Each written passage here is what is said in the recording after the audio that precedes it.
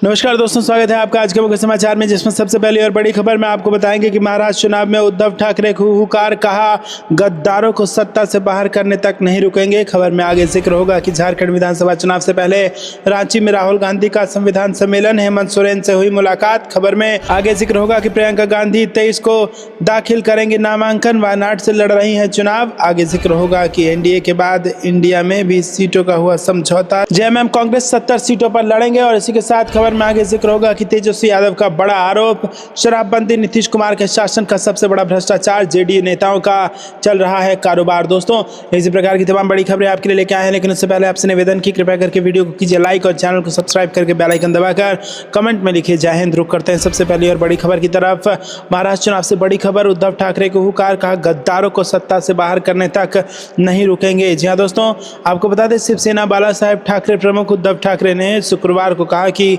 चिकित्सकों ने उन्हें आराम करने की सलाह दी है, लेकिन वो गद्दारों को सत्ता से बाहर करने तक नहीं रुकेंगे। अपने आवास मातोश्री के बाहर पार्टी कार्यकर्ताओं को संबोधित करते हुए उद्धव ठाकरे ने कहा कि चिकित्सकों ने मुझे आराम करने की सलाह दी है, लेकिन कितना आराम किया जाए, जब तक गद्दारों को सत्ता से बाहर नहीं कर दिया जाता तब तक आराम नहीं होगा। इससे पहले ठाकरे ने कहा था कि बीजेपी ने शिवसेना को खत्म करने के लिए पूरी ताकत लगा दी थी।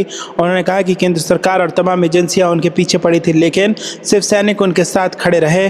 ठाकरे ने कहा कि वो बीजेपी को मुंह तोड़ जवाब देंगे। ठाकरे ने कहा कि जब बीजेपी को कोई पूछता नहीं था तब शिवसेना ने उनका साथ दिया। उन्होंने कहा कि अब बीजेपी को सबक सिखाने का समय आ गया है। रुक करते हैं अगली ब्रेकिंग न्यूज की तरफ। झारखंड विधानसभा चुनाव से पहले रांची में राहुल गांधी का संविधान सम्मेलन, हेमंत सोरेन से हुई मुलाकात। जी हाँ दोस्तों, झारखंड विधानसभा चुनाव से पहले कांग्रेस के पूर्व राष्ट्रीय अध्यक्ष और लोकसभा में नेता प्रतिपक्ष राहुल गांधी शनिवार को झारखंड पहुंचे। राजधानी रांची के बिरसा मुंडा एयरपोर्ट पर कांग्रेस के सीनियर लीडर्स ने उनका भव्य स्वागत किया। इसके बाद Rahul Gandhi hotel Radisson Blu पहुंचे। यहां पार्टी के नेताओं के साथ साथ इंडिया के घटक दलों के नेताओं ने उनसे मुलाकात की। झारखंड के मुख्यमंत्री और झारखंड मुक्ति मोर्चा के कार्यकारी अध्यक्ष हेमंत सोरेन ने भी राहुल गांधी से मुलाकात की। राहुल गांधी शौर्य सभागार में संविधान सम्मेलन में शामिल हुए और इस सम्मेलन में सिविल सोसाइटी और विभिन्न संगठनों के लोग शामिल हुए हैं। राहुल गांधी रांची में 500 से ज़्यादा प्रतिनिधियों से संवाद कर रहे हैं और जोर शोर से इसकी तैयारी की जा रही थी।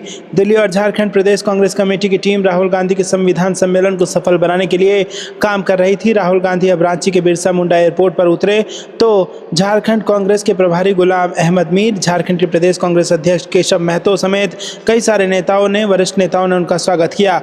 रुक करते हैं अगली ब्रेकिंग न्यूज की तरफ। प्रियंका गांधी 23 को दाखिल करेंगे नामांकन, वायनाड से लड़ रही हैं चुनाव। जी हाँ दोस्तों, केरल की वायनाड लोकसभा सीट पर उपचुनाव होने वाले हैं, जिसके लिए हाल ही में तारीख का ऐलान भी कर दिया गया है। इस सीट पर 13 नवंबर को चुनाव होगा और 10 दिन बाद यानी 23 नवंबर को नतीजे आएंगे।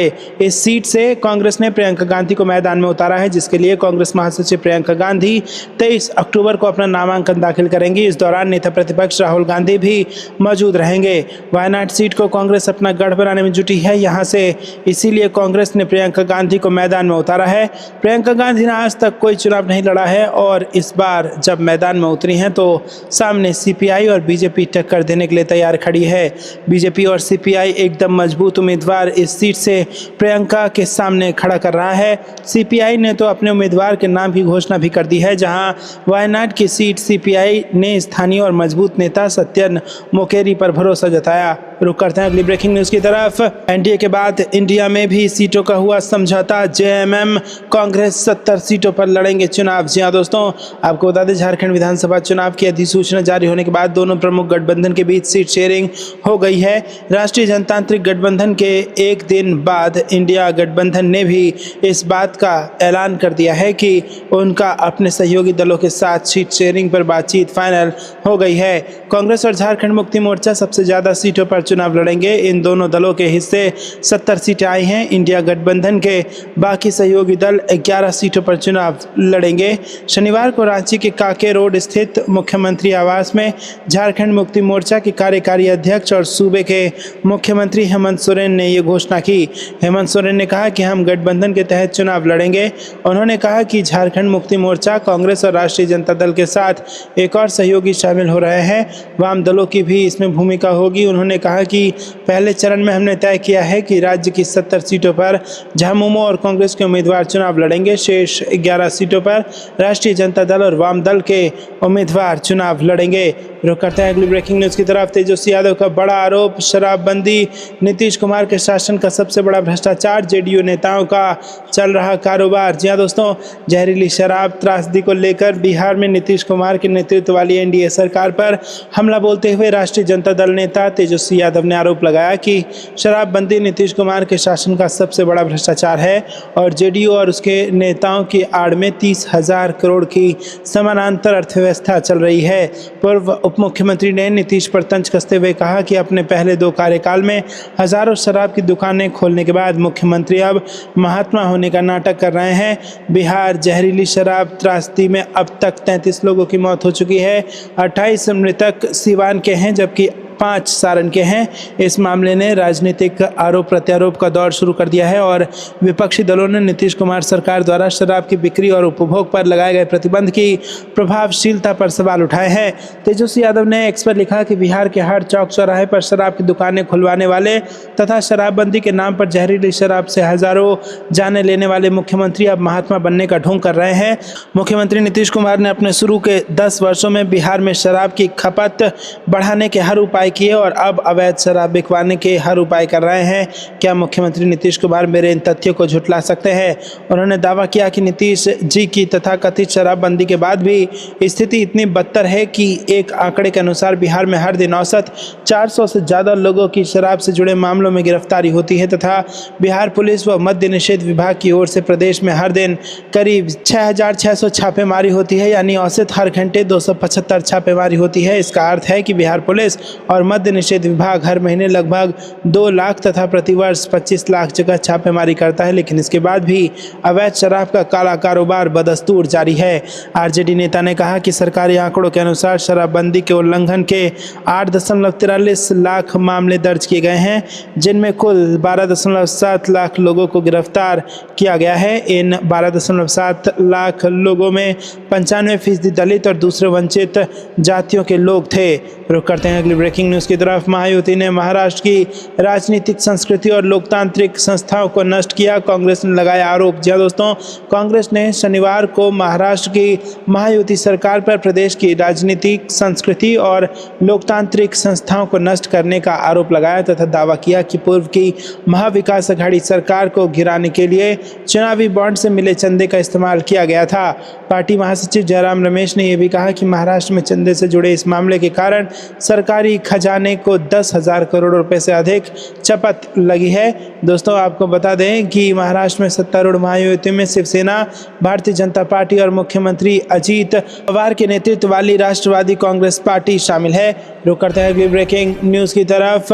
व्यापम घोटाले में बड़ी कार्रवाई, फर्जी दस्तावेज से मेडिकल कॉलेज में प्रवेश लेने वालों को हुई सजा। जी हाँ दोस्तों, यहाँ पर भोपाल की विशेष न्यायाधीश अतुल सक्सेना की अदालत ने व्यापम घोटाले में फर्जी दस्तावेज के माध्यम से मेडिकल कॉलेज में दाखिल लेने के आरोप में सौरभ सचान को दोषी ठहराते हुए 3 साल के सश्रम कारावास और 500 रुपये की जुर्माने की सजा सुनाई है।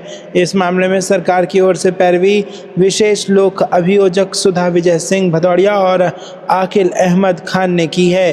व्यापम घोटाले का यह मामला 2021 में प्रकाश में आया, जब मध्य प्रदेश के पूर्व मुख्यमंत्री दिग्विजय सिंह ने फर्जी प्रमाण पत्रों के जरिए छात्रों के मेडिकल कॉलेज में प्रवेश लेने की शिकायत अतिरिक्त पुलिस महानिदेशक भोपाल को सौंपी। अपनी शिकायत में उन्होंने संदेहास्पद छात्रों की एक सूची भी प्रस्तुत की, जिनमें अधिकांश उत्तर प्रदेश के निवासी बताए गए थे। आरोप था कि इन छात्रों ने मध्य प्रदेश का फर्जी मूल निवासी प्रमाण पत्र बनाकर प्रवेश परीक्षाओं में भाग लिया और मेडिकल कॉलेज में सीटें हासिल की। इसके अलावा शिकायत में यह भी कहा गया है कि कई छात्रों के सीट आवंटन पत्र में लगी तस्वीरें उनकी असली पहचान से मेल नहीं खाती थी, जो कि संदेहास्पद था। रुक करते हैं अगली ब्रेकिंग न्यूज़ की तरफ। राहुल गांधी अखिलेश यादव की जोड़ी यूपी उपचुनाव में बिगाड़ेगी बीजेपी का खेल। जी हाँ दोस्तों, आपको बता दें कि यूपी उपचुनाव को लेकर बड़ी खबर आ रही है, जहां पर दोबारा गठबंधन बीजेपी का खेल बिगाड़ सकती है। यहां पर तारीखों का ऐलान होने के साथ ही सत्तारूढ़ भाजपा के साथ ही समाजवादी पार्टी, कांग्रेस पार्टी और बहुजन समाज पार्टी ने भी कमर कस ली है। रुक करते हैं अगली ब्रेकिंग न्यूज़ की तरफ। जम्मू कश्मीर को मिलेगा पूर्ण राज्य का दर्जा, उमर अब्दुल्ला कैबिनेट के प्रस्ताव पर पर उपराज्यपाल मनोज सिन्हा ने भी लगाई मोहर। जी हाँ दोस्तों, केंद्र शासित प्रदेश जम्मू कश्मीर में विधानसभा चुनाव के बाद बनी सीएम उमर अब्दुल्ला की सरकार का पूरा जोर इस बात पर है कि प्रदेश को पूर्ण राज्य का दर्जा मिले। मुख्यमंत्री उमर अब्दुल्ला कैबिनेट की पहली बैठक में जम्मू कश्मीर को पूर्ण राज्य का दर्जा वापस देने का प्रस्ताव पास किया गया था। उपराज्यपाल मनोज सिन्हा ने आज इस प्रस्ताव पर मोहर लगा दी, जिसके बाद पूर्ण राज्य का दर्जा मिलने की उम्मीदों को ज्यादा बल मिला है। ध्यान देने वाली बात यह भी है कि उमर अब्दुल्ला की कैबिनेट मीटिंग में जम्मू कश्मीर को राज्य का दर्जा बहाल करने से जुड़ा प्रस्ताव लाया गया था, लेकिन अनुच्छेद 370 और 35A का कोई जिक्र नहीं हुआ था।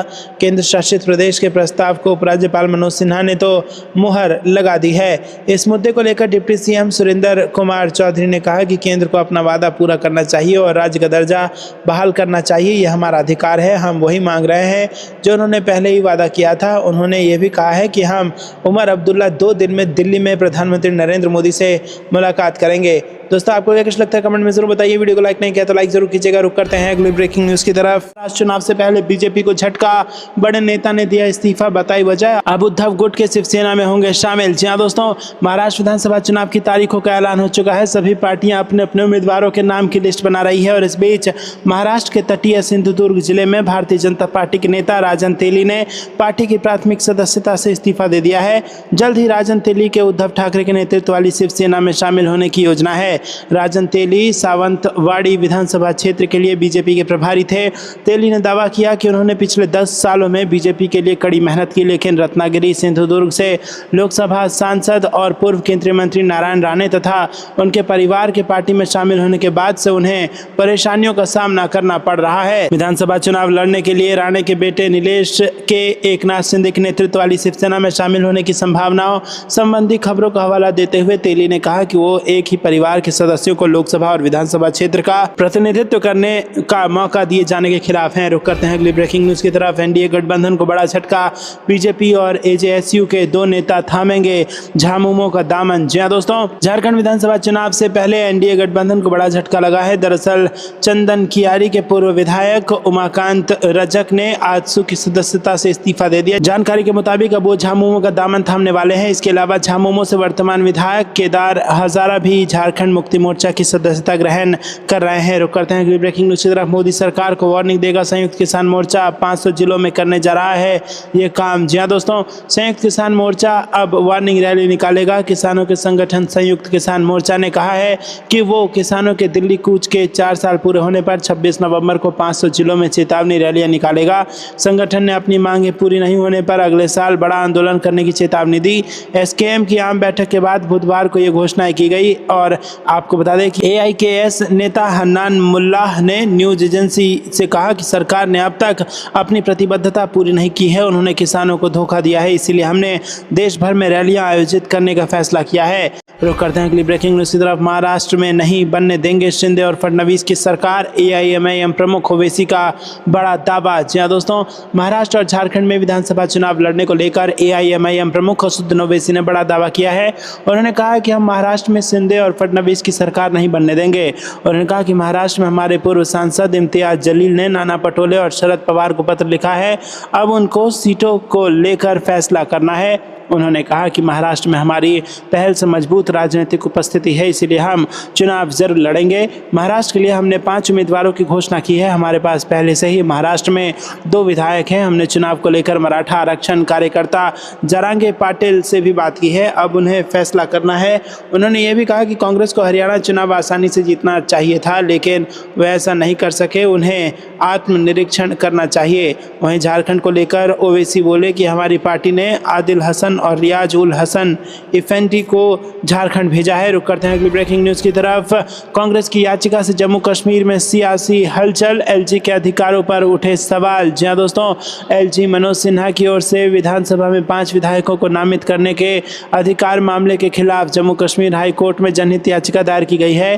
कांग्रेस प्रवक्ता रविंदर शर्मा ने याचिका दायर कर मांग की है कि सुनवाई के लिए विशेष खंडपीठ गठित की जाए।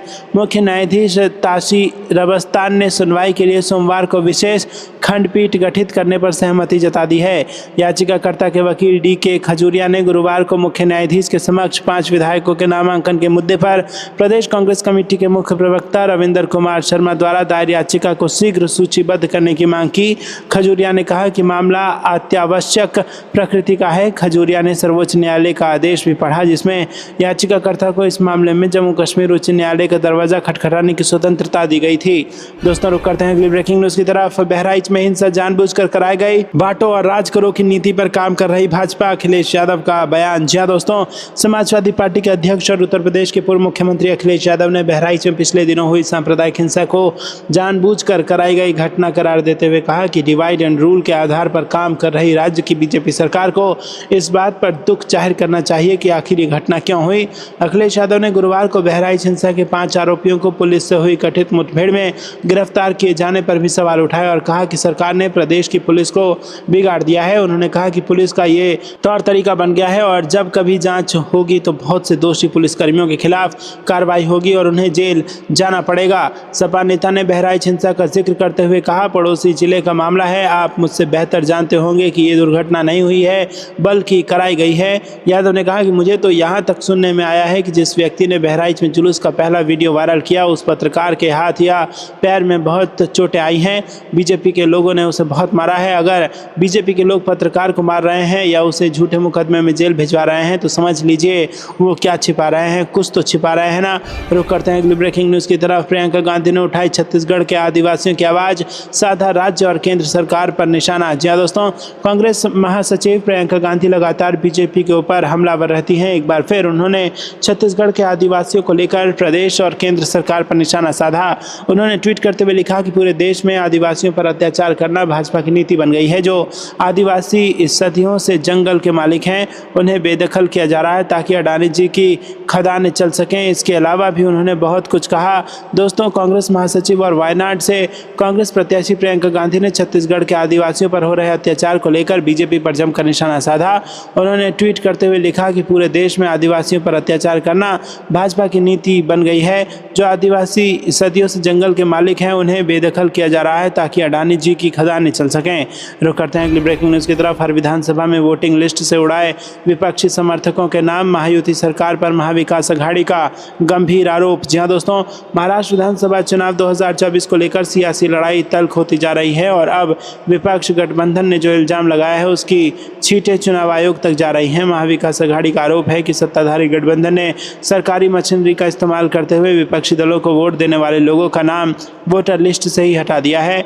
महाविकास अघाड़ी का आरोप है कि महायुति सरकार ने एक नहीं बल्कि हर विधानसभा से 2500 से 10,000 वोटर्स का नाम वोटर लिस्ट से हटाया गया है। इसके लिए विपक्ष ने सीधे तौर पर महायुति सरकार की प्रमुख घटक दल यानी बीजेपी पर निशाना साधा है। दरअसल महाराष्ट्र कांग्रेस प्रमुख नाना पटोले ने कहा कि बीजेपी हारे हुए दलों का खेल खेल रही है। उसे एहसास हो गया है कि वो हार रही है और इसीलिए इस तरह के हथकंडे अपनाए जा रहे हैं। हम सरकार को चेतावनी देते हैं कि महाराष्ट्र के लोग उन्हें नहीं छोड़ेंगे। उन्होंने कहा कि फॉर्म नंबर 7 को ऑनलाइन स्वीकार नहीं किया जाना चाहिए क्योंकि विपक्षी मतदाताओं के नाम हटाए जा रहे हैं। रुक करते हैं अगली ब्रेकिंग न्यूज़ की तरफ, जहां पर महाराष्ट्र चुनाव से पहले बड़ा भांडाफोड़, 10,000 करोड़ का घोटाला, कांग्रेस ने बीजेपी पर साधा निशाना। जी हाँ दोस्तों, महाराष्ट्र विधानसभा चुनाव 2024 से ठीक 1 महीने पहले राज्य में एक बड़े घोटाले का अंदेशा लगाया जा रहा है। कांग्रेस पार्टी ने सत्तारूढ़ दल बीजेपी पर गंभीर आरोप लगाते हुए 10,000 करोड़ रुपए के घोटाले का जिक्र किया है। इस बयान के बाद से महाराष्ट्र की सियासत में भूचाल आ गया है। कांग्रेस के वरिष्ठ नेता पवन खेड़ा का दावा है कि महाराष्ट्र में महायुति सरकार ने 10,000 करोड़ रुपए की डकैती कराई है। पवन खेड़ा ने कंपनी का नाम लिए बिना कहा कि बीजेपी चंदा लेकर धंधा कर रही है। कांग्रेस नेता पवन खेड़ा का कहना है कि बीजेपी ने मराठी भाइयों से 10,000 करोड़ लूटा है। पुणे रिंग रोड प्रोजेक्ट के तहत ये घोटाला किया गया है। Maharashtra state road development corporation के अनुसार किसी एक कंपनी को 2 से ज्यादा प्रोजेक्ट नहीं दिया जा सकता है, लेकिन कॉर्पोरेशन का क्राइटेरिया बदलकर एक कंपनी को 4 प्रोजेक्ट दे दिए गए हैं। ये काम किसी और ने नहीं बल्कि बी यानी बीजेपी कंपनी कर रही है। रुक करते हैं अगली ब्रेकिंग न्यूज़ की तरफ। मणिपुर में मुख्यमंत्री के ही खिलाफ चले गए विधायक, पीएम मोदी को पत्र लिखकर की सीएम बदलने की मांग। जी हां दोस्तों, मणिपुर में हिंसा की खबरों के चलते पूरे देश में मणिपुर की चर्चा हो रही है। राज्य के मुख्यमंत्री एन बीरेन सिंह को विपक्षी दल लगातार निशाने पर ले रहे हैं और इस बीच अब बीजेपी के ही विधायक विधायकों ने अपने मुख्यमंत्री के खिलाफ मोर्चा खोल दिया है। इन 19 विधायकों ने पीएम मोदी को पत्र लिखकर मांग की है कि उन्हें सीएम पद से हटाया जाए। मीडिया रिपोर्ट के अनुसार बीजेपी के विधायकों की इस लिस्ट में स्पीकर थोकचोम सत्यव्रत सिंह और मंत्री थोगम विश्वजीत सिंह और युमनान खेमचंद सिंह का नाम शामिल है। रुक करते हैं अगली ब्रेकिंग न्यूज़ की तरफ। कार्यभार संभालते ही एक्शन मोड में उमर अब्दुल्ला, जम्मू कश्मीर को फिर राज्य का दर्जा देने के लिए पारित किया प्रस्ताव। जी हाँ दोस्तों, केंद्र शासित प्रदेश जम्मू कश्मीर के पहले मुख्यमंत्री उमर अब्दुल्ला ने कार्यभार संभाल लिया है। शुक्रवार को उमर अब्दुल्ला ने अपनी पहली कैबिनेट की बैठक की। हालांकि अपनी पहली कैबिनेट बैठक में अनुच्छेद 370 के निरस्तीकरण के खिलाफ निंदा प्रस्ताव पारित न करने पर उमर अब्दुल्ला विरोधियों के निशाने पर आ गए हैं। आपको यह लगता है दोस्तों, कमेंट में जरूर बताइए। वीडियो को लाइक नहीं किया तो लाइक जरूर कीजिएगा। रुक करते हैं अगली ब्रेकिंग न्यूज़ की तरफ। महाराष्ट्र और झारखंड में बाजी पलटने को कांग्रेस तैयार, 14 ऑब्जर्वर नैया लगाएंगे पार। जी हाँ दोस्तों, आपको बता दें कि हरियाणा विधानसभा चुनाव में जीती हुई बाजी हारने के बाद कांग्रेस अब महाराष्ट्र और झारखंड चुनाव की तैयारियों में जुट गई है।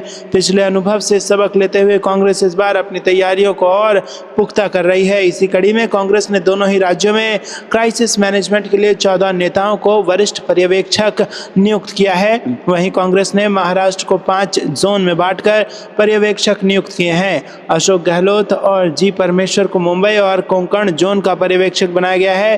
कांग्रेस पार्टी के मुताबिक सांसद तारिक अनवर, पूर्व केंद्रीय मंत्री अधीर रंजन चौधरी और तेलंगाना के डिप्टी सीएम भाटी वी मल्लू को झारखंड का वरिष्ठ पर्यवेक्षक नियुक्त किया गया है। इसी तरह सचिन पायलट और उत्तम रेड्डी को मराठवाड़ा, भूपेश बघेल, चरणजीत सिंह चन्नी और उमंग सिंघार को विदर्भ का पर्यवेक्षक बनाया गया है। तो दोस्तों, यहाँ पर पर्यवेक्षकों के सहारे नैया पार लगाएगी कांग्रेस और महाराष्ट्र और झारखंड में बाजी पलटने के लिए